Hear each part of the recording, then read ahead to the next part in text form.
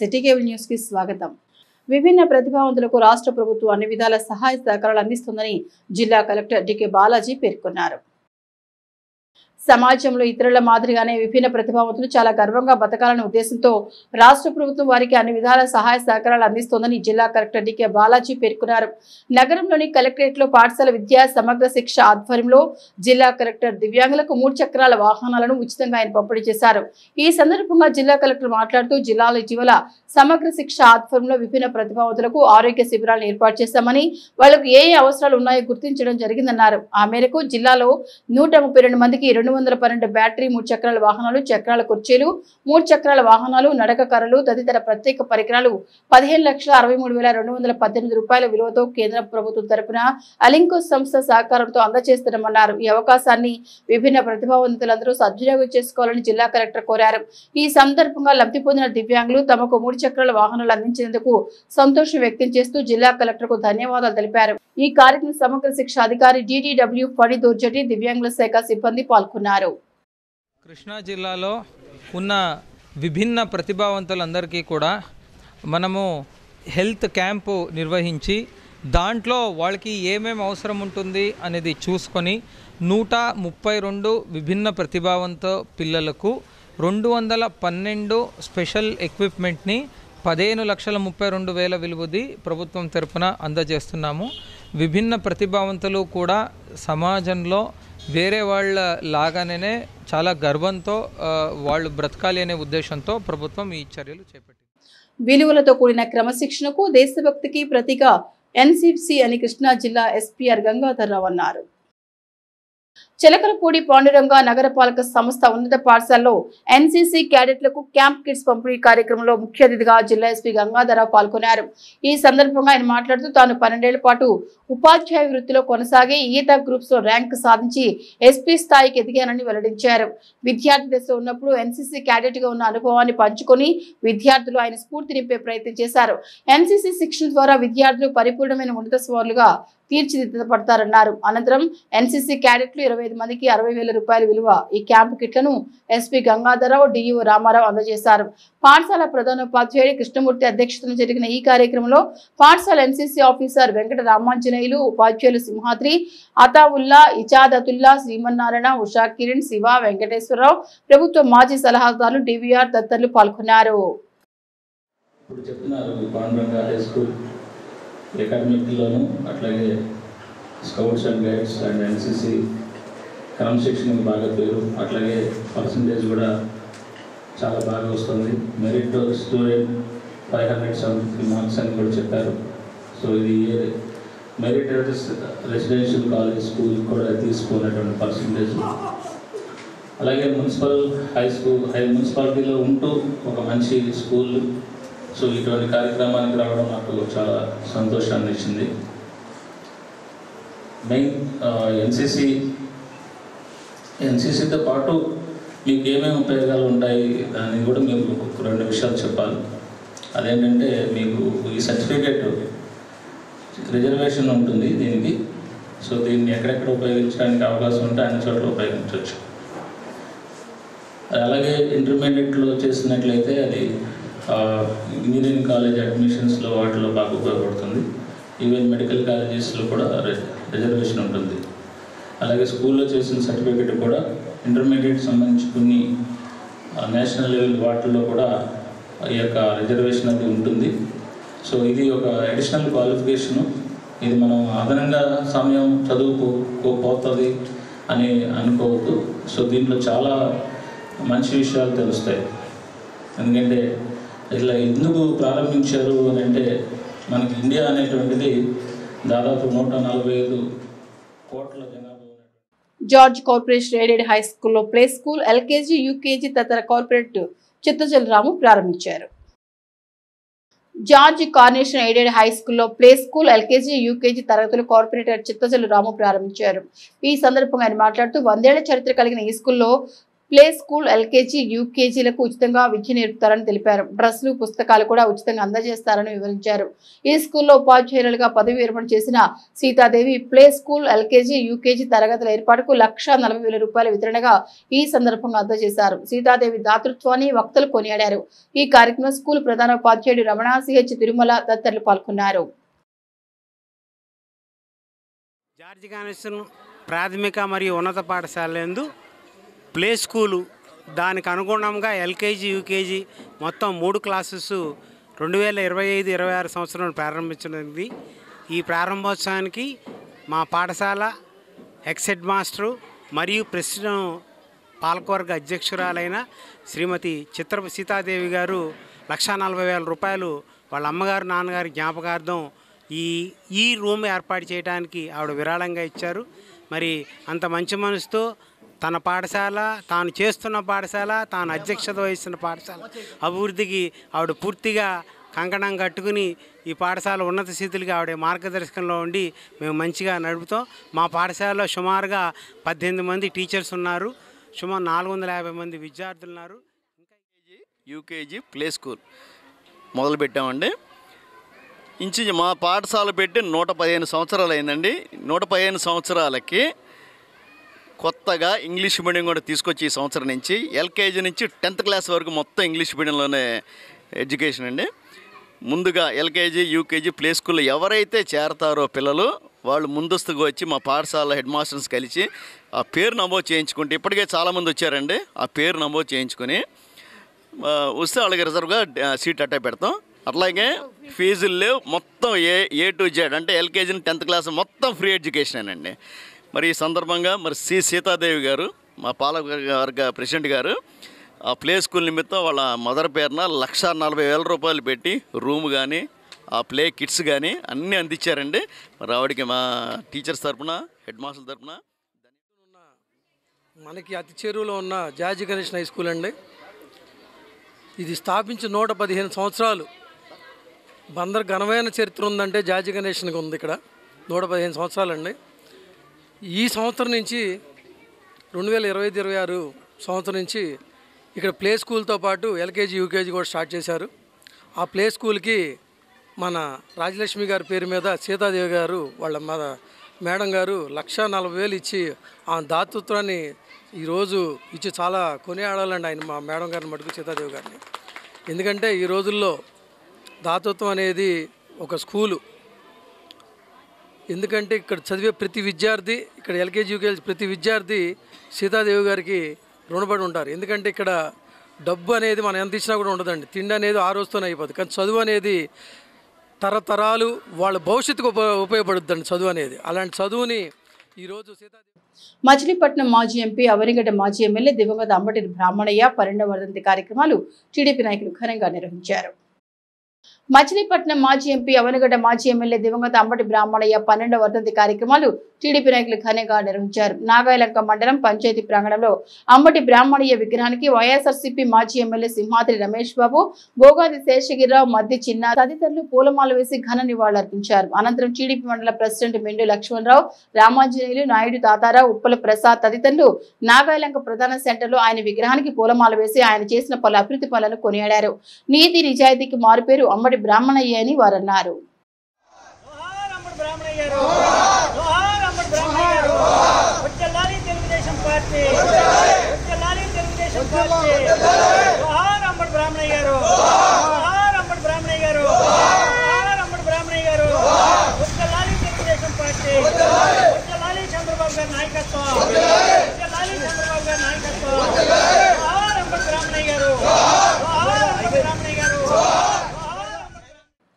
Single number lottery జూదం నిర్వహణపై కఠిన చర్యలు తీసుకుంటామని అవనిగడ్డ డీఎస్పీ తాళ్లూరి విద్యాశ్రీ స్పష్టం చేశారు.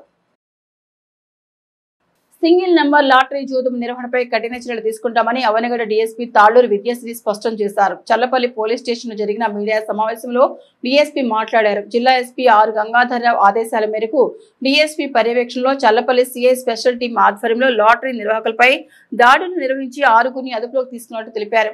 చల్లపల్లి ప్రాంతంలో లాటరీ జోతం నిర్వహిస్తున్న నిర్వాహకులు పసుపులటి లీలాప్రసాద్, మహమ్మద్ మస్తాన్, ముచ్చు రామసుబ్బారావు, పఠాన్ ఫరీద్ బాబా, మెండు వీరబాబు, కుంభ నాగమల్లేశ్వరరావులను అరెస్ట్ చేసి కోర్టులో హాజరుపరచనున్నట్టు తెలిపారు.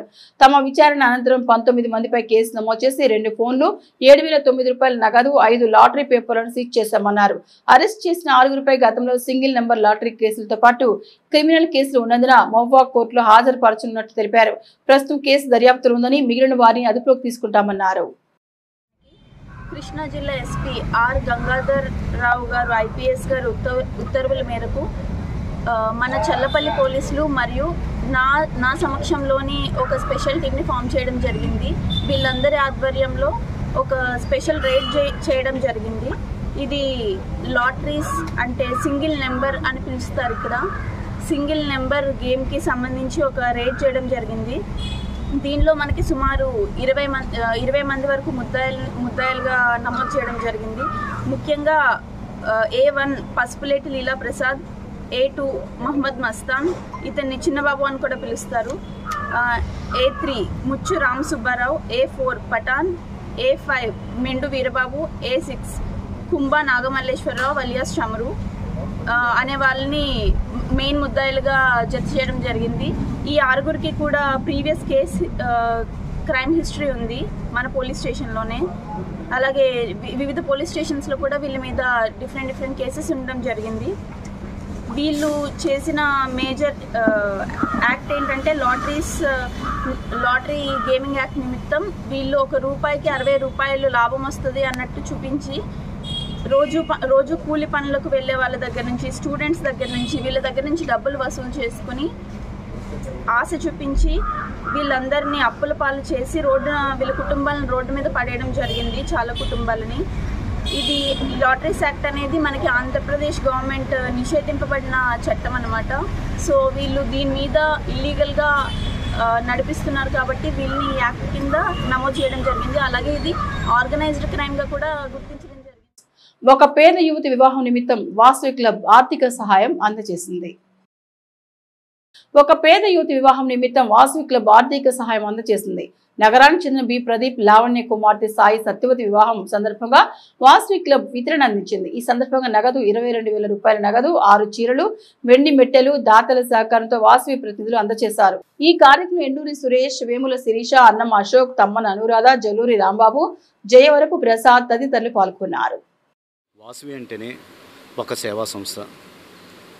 ఒక పేదింటి అమ్మాయి వాళ్ళ తల్లి తండ్రి వేరే చోట వర్క్ చేసుకుంటా అంటే మా వాసవి క్లబ్ ఇంతకుముందు ఎక్స్ ప్రెసిడెంట్ అయినటువంటి ఆడిటర్ అన్నా మణిరత్నం గారి దగ్గరికి వచ్చి మా అమ్మాయి మ్యారేజ్ అండి, వివాహ ఖర్చుల కోసం ఏదైనా ఆర్థిక సహాయం చేయండి అని అడిగితే అన్నా మణిరత్నం గారు మా వాసవి క్లబ్ వాళ్ళని సంప్రదించడం జరిగింది.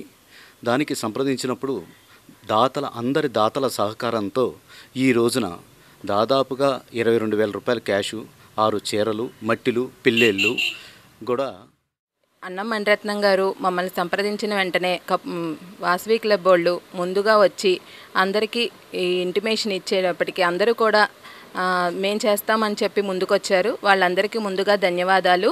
అలాగే మొన్న కూడా క్యాన్సర్ పేషెంట్కి కూడా ఇలాగే అడిగితే మా వాసవి క్లబ్ తరపున 25,000 రూపాయలు ఇచ్చాము. అలాగే ఇంకెవరికైనా వాసవి క్లబ్ ఆర్సి వేముల శిరీష్ గారి ఇంటి దగ్గర ఈరోజు 23/4/2025న ముత్యాలమ్మ పందిట్లో వివాహం జరిగే పాప వచ్చి మా అన్న మణిరత్నం గారు పాస్ట్ ప్రెసిడెంట్ అయిన వారిని ఆశ్రయించగా వారు మా వాసవి క్లబ్ని జల్లూరు రాంబాబు గారి దగ్గరికి వస్తే అమౌంట్, నగదు, వెండి శాల్తీలు, పసుపు కుంకుమతో ఈరోజు పెళ్లి ఖర్చుల నిమిత్తం ఇస్తున్నాము. వాసవి మాత ఆశీస్సులు వారికి ఎల్లప్పుడూ ఉండాలని కోరుతున్నాము. ఈ సహకారానికి మా ఐపీసీ ఎండూరి సురేష్ గారు, ఆర్సీ వేముల శిరీష్ గారు, మిగతా క్లబ్ సభ్యులు, అలాగే ప్రజల నుండి అందే అర్జీల పట్ల అత్యంత శ్రద్ధ వహించి సానుకూలంగా పరిష్కరించేందుకు కృషి చేయాలని జిల్లా కలెక్టర్ డికే బాలాజీ అధికారులను ఆదేశించారు. నగరంలోని కలెక్టరేట్ సమావేశ మందిరంలో జిల్లా collector D K Balaji, DRO K Chandrasekhararao, KRRC STC Sridevi, MEPMA PD Saibabu, పౌర సరఫరాల సంస్థ డిఎంసీహెచ్ పద్మావతిలతో కలిసి ప్రజా సమస్యల పరిష్కార వేదిక మీకోసం కార్యక్రమం నిర్వహించి వివిధ ప్రాంతాల నుండి వచ్చిన ప్రజల నుండి అర్జీలు స్వీకరించారు. ఈ సందర్భంగా జిల్లా కలెక్టర్ ముఖ్యంగా దివ్యాంగుల పట్ల ప్రత్యేక శ్రద్ధ కనబర్చారు. కలెక్టర్ వేదిక దిగి దివ్యాంగుల దగ్గరకు వచ్చి వారి సమస్యలను ఎంతో ఓపికగా ఆలకించి సంబంధిత అధికారులను పిలిపించి సత్వరమే పరిష్కరించాలని సూచించారు. ఆ మేరకు కలెక్టరేట్ లో 201 ఆర్జీలు అందాయి. వాటిలో కొన్నిటి వివరాలు ఇలా ఉన్నాయి.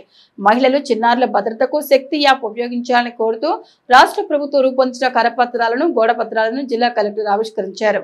ఈ కరపత్రాలను గ్రామ సచివాలయాల సిబ్బంది ద్వారా ఇంటింటికి పంపిణీ చేయాలన్నారు. అనంతరం జిల్లా కలెక్టర్ మాట్లాడుతూ జిల్లాలో ఇప్పటివరకు 20,768 అర్జీలు అందగా అందులో 19,509 అర్జీలు పరిష్కరించారని, ఇంకను 1,259 అర్జీలు సకాలంలో పరిష్కరించేందుకు తగిన చర్యలు తీసుకోవాలని అధికారులకు సూచించారు.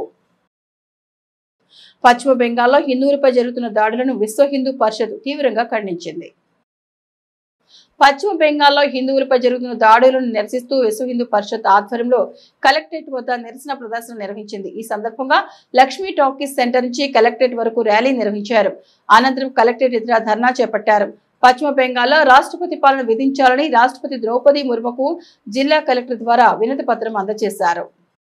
హిందువులందరూ కూడా ఏకం అవ్వాల్సిన సమయం ఆసన్నమైంది. మనందరం చూస్తూ ఉన్నాము. భారతదేశం కానీ తదితర ప్రపంచవ్యాప్తంగా చూస్తున్నాము. పర్టికులర్గా ఒక పశ్చిమ బెంగాల్లో హిందువులపై జరిగేటువంటి అనాగరికమైన దాడులను దృష్ట్యా వాటిని ఖండించాలని చెప్పేసి, మరియు ఆ ప్రభుత్వాన్ని, వెస్ట్ బెంగాల్ తృణమూల్ ప్రభుత్వాన్ని రద్దు చేసి రాష్ట్రపతి పాలన విధించాలని చెప్పేసి, అక్కడ హిందువులను, వారి హక్కులను కాపాడాలి, మతోన్మాదులు శిక్షించాలని చెప్పేసి విశ్వ హిందూ పరిషత్ రాష్ట్ర వ్యాప్తంగా జరిగేటువంటి ధర్నాల్లో భాగంగా ఈరోజు మచిలీపట్నంలో వేంచేసినటువంటి విశ్వ హిందూ పరిషత్, బజరంగ్ దళ్, బీజేపీ మరియు ఆర్ఎస్ఎస్ తదితర హిందూ సంఘాలన్నీ కూడా ఏకమై సభ్యులందరూ కూడా ఒక్క చట్టాన్ని అడ్డం పెట్టుకుని అరాచక శక్తులు బంగ్లాదేశ్, రోహింగ్యా ఎవరైతే ఉన్నారో వీళ్ళంతా ఈ శక్తులన్నీ కూడా ఇవాళ బెంగాల్లో హిందువులని ఆడవాళ్ళని రేప్ చేయడం కానీ, హిందువుల ఆస్తులను, వాహనాలను తగలబెట్టడం కానీ చేస్తూ ఉంటే బెంగాల్లో మమతా ప్రభుత్వం కళ్ళు అప్పగించి చూస్తూ వాళ్ళు అక్కడ వాళ్ళకి మద్దతుగా నిలబడుతున్నట్టు కనపడుతున్న పరిస్థితి దేశ ప్రజలందరూ కూడా గమనిస్తూ ఉన్నారు. సోదరులారా, హిందువులందరూ కూడా గమనించాలని విజ్ఞప్తి చేస్తున్నా. దేశంలో ఈ రోజున ఏదో రకంగా ప్రతి దాన్ని అడ్డం పెట్టుకుని హిందువులపై దాడులు జరుగుతూ ఉన్నాయి. మనం అందరం కూడా ఏకమై, అన్ని సంఘాలు అందరూ కూడా ఏకమై ఈ రోజున ఒకటిగా నిలబడి ఈ యొక్క దాడులను అరికట్టడమే కాకుండా మన యొక్క ధర్మాన్ని, సంస్కృతిని కాపాడుకోవాల్సిన అవసరం ఉంది. సంఘాలు కూడా ఏకమై ఈరోజు శాంతి యాత్ర చేస్తున్నాం. ఎంత కూడా శాంతిగా చేసేవాళ్ళం కానీ గొడవ పడేవాళ్ళం కాదు. బంగాల్లో హిందువుల మీద జరిగే దాడులను వెంటనే ఖండించాలి. మమతా బెనర్జీ వర్గమే మన హిందువులను దాడి చేస్తుంది. మన హిందువులో ఒక పూజారిని చంపేయటం చాలా బాధాకరం. ఎన్ని దేశాల్లో కూడా ఎక్కడ లేదు. మన బంగ్లాదేశ్లోనే మమతా బెనర్జీ, ఆ బంగ్లాదేశ్లో మమతా బెనర్జీ చేసే ఆ పరిపాలనలోనే మన హిందువులను చంపేస్తున్నారు. వాళ్ళంతా కావాలని చెప్పేసి మన హిందువుల మీద చేస్తున్నారు. ఇవన్నీ కూడా Bharatiya Janata party, BJP, RSS, విశ్వ హిందూ పరిషత్ అందరూ కూడా ఖండిస్తున్నాము. మనందరం కూడా ఏకమయ్యి మన మీదకి ఎవరిని వస్తే మాత్రం తిరిగి కొట్టే ప్రయత్నం చేయాల్సిందే కానీ మన ఇళ్లలో కూర్చునే జరిగేది కాదు. ఏదైనా మనకి జరిగిన దానికి ప్రత్యుపకారం చేయాల్సి వస్తుంది. అది రాకుండా ఈరోజు మేమంతా కూడా రాష్ట్రపతి మేము లెటర్ పెడతాము. అక్కడ మమతా బెనర్జీ ప్రభుత్వాన్ని తీసేసి. విజయ్ కట్కం హార్ట్ ఫౌండేషన్ ఆధ్వర్యంలో ఆర్కే కళాశాల విద్యార్థులకు గుండె జబ్బులపై అవగాహన సదస్సు నిర్వహించారు. విజయ్ కట్కం హార్ట్ ఫౌండేషన్ ఆధ్వర్యంలో ఆర్కే కళాశాల విద్యార్థులకు గుండె జబ్బులపై అవగాహన సదస్సు నిర్వహించారు. గుండె సమస్యలపై నిర్వహించిన ఈ అవగాహన సదస్సు కార్యక్రమం జిల్లా ఎస్పీ ఆర్ గంగాధర్రావు ముఖ్య అతిథిగా పాల్గొన్నారు. తమ కుటుంబంలో జరిగిన దుర్ఘటన మారే ఇతర కుటుంబాలు జరగకూడదు అనే తలంపుతో విజయ్ కటకం హార్ట్ ఫౌండేషన్ ద్వారా ఈ అవగాహన సదస్సులు మరియు సిపిఆర్ చేయి విధానం ఏర్పాటు చేయడం జరిగిందని ఈ సందర్భంగా నిర్వాహకులు తెలిపారు. ఈ కార్యక్రమంలో న్యాయవాదులు సెంగళూరు శాంతి ప్రసాద్, లంకిశెట్టి బాలాజీ, కార్డియాలజిస్ట్ తోట ప్రేమకుమార్, డాక్టర్ శివప్రసాద్, జనసేన నాయకులు కొట్టే వెంకట్రావు తదితరులు పాల్గొన్నారు. వారు సకాలంలో వైద్యం అందగా హార్ట్ అటాక్తో చనిపోవడం మనందరికీ కూడా బాధ కలిగించే విషయం. చాలామంది అటువంటి సందర్భాల్లో ఫ్యామిలీ అంతా కూడా కొలాప్స్ అయిపోతారు. కానీ ఒక మంచి కాజ్తో ఆయనకు మరణం ఎవరికి రాకూడదనే ఉద్దేశంతో మన జిల్లాలోనే, మన మచిలీపట్నంలోనే పేరెన్నికైనటువంటి డాక్టర్స్, అట్లాగే ఎక్స్పర్ట్స్ని వాళ్ళందరినీ కూడా ఇక్కడ సమావేశపరిచి ఒక సిపిఆర్ మీద అట్లాగే ఈ వైద్యానికి సంబంధించి మనం చిన్నపాటి జాగ్రత్తలు తీసుకుంటే లైఫ్ని ఏ రకంగా సేవ్ చేయొచ్చు అనేటువంటి విషయం మీద అవగాహన కార్యక్రమం ఏర్పాటు చేయటం, ఈ కార్యక్రమమే కాకుండా ఈ యొక్క ఒక ఫౌండేషన్ ఏర్పాటు చేసి చాలా ప్రదేశాల్లో అలాగే కాలేజెస్లో అలాగే సామాజిక విషయాల్లో ఈ యొక్క ఫౌండేషన్ ద్వారా చాలా కార్యక్రమాలు చేయడానికి ముందుకు వచ్చినటువంటి వారి ఫ్యామిలీ మెంబర్స్ అందరికీ కూడా నా హృదయపూర్వకమైన ఈ పేషెంట్కి 20 minutes తర్వాత వాళ్ళ బ్రదరింగ్లో ఎంత ఎమోషనల్ అయిపోయారంటే ఇంకా దే వాంట్ అంటే మా ఫ్యామిలీలో జరిగింది ఏ ఫ్యామిలీలో జరగకూడదు సార్, దీనికి ఏం చేయొచ్చు ఎలా చేయొచ్చు అనేది చిన్న గైడెన్స్ ఒక అడ్వైజరీ కమిటీలో నేను మెంబర్గా తరణ సార్ని పరిచయం చేయడం. అండ్ ఆల్సో ఇవన్నీ చాలామందికి ఏంటంటే స్టార్టింగ్ స్టేజ్లో ఒక ఊపు ఒకటి ఉంటుంది, కానీ ఇంత గ్రాండ్ స్కేల్లో ఇంత పక్కాగా ప్లానెడ్గా వాళ్ళు చేస్తారని నేనైతే అనుకోలేదు sir. I'm very thankful. And also మీలాంటి ఎన్జిఓస్ ఆయన ఎంత డెడికేటెడ్ అంటే ఈ వెంట్ యూఎస్లో ఈ సర్టిఫికేషన్ కోర్స్కి వెళ్ళి నాకు మెసేజ్ పెడుతుంటారు, సార్ నేను తెలుసుకుంది చాలా తక్కువ, ఇంకా చాలా ఉంది, నేను ఇంకా చెయ్యాలి పవన్ కళ్యాణ్ గారిని తీసుకురావాలి. ఇంటర్మీడియట్ మొదటి సంవత్సరం ప్రవేశాలకు ప్రధానోపాధ్యాయులు సహకారం అందించాలని ఇంటర్మీడియట్ విద్యాశాఖ అధికారి పివి సాల్మన్ రాజు విజ్ఞప్తి చేశారు. ప్రభుత్వ కళాశాలలో మొదటి సంవత్సరం ప్రవేశాలు ప్రారంభమైన సందర్భంగా లేడీ ఆంతిలి ప్రభుత్వ బాలికల జూనియర్ కళాశాలలో మచిలీపట్నం అర్బన్ మరియు రూరల్ ప్రధానోపాధ్యాయుల సమన్వయ సమావేశం జరిగింది. ఈ కార్యక్రమంలో జిల్లా ప్రాంతీయ పర్యవేక్షణ అధికారి మరియు ఇంటర్మీడియట్ విద్యాశాఖ అధికారి పివి సాల్మన్ రాజు మాట్లాడుతూ ప్రభుత్వ కళాశాలలో నైపుణ్యం కలిగిన విద్యా బోధన అర్హత కలిగిన అధ్యాపకులు ఉండడం వలన ఫలితాలు అద్భుతంగా వస్తున్నాయని అన్నారు. ప్రభుత్వ కళాశాలలో విద్యార్థులందరికీ ఉచితంగా టెక్స్ట్ బుక్స్, నోట్ బుక్స్, రికార్డులు, బ్యాగులు, మధ్యాహ్నం ఉచితంగా భోజనం సదుపాయాలు ప్రభుత్వం ఏర్పాటు చేస్తున్నట్టు, ఈ విద్యా సంవత్సరం నుండి ఎంసెట్ మెటీరియల్ ఉచితంగా ఇస్తున్నట్టు తెలిపారు. ప్రధానోపాధ్యాయులందరూ ప్రభుత్వ కళాశాలలో ప్రవేశాలకు పూర్తి సహాయ సహకారాలు అందించాలని ఆయన కోరారు. ఈ కార్యక్రమంలో ప్రిన్సిపల్ శ్రీమతి సుందరలక్ష్మి, వివిధ పాఠశాల ప్రధానోపాధ్యాయులు, కళాశాల అధ్యాపకులు పాల్గొన్నారు.